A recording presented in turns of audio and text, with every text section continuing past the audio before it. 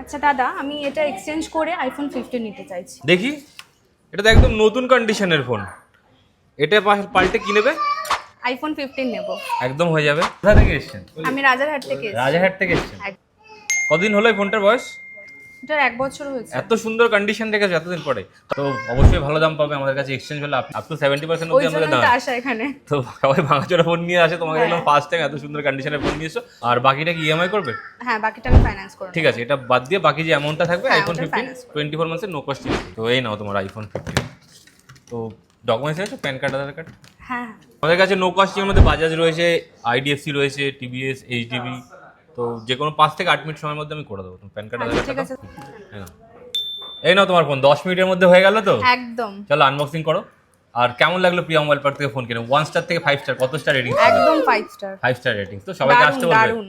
সবাইকে আসতে বলবে তো? একদম সবাইকে তো বলবো। আপনারা যারা যারা ভিডিওটা দেখছেন, যে কোনো কন্ডিশনের ফোন নিয়ে আসুন আর নিয়ে যান স্বপ্নের আইফোন।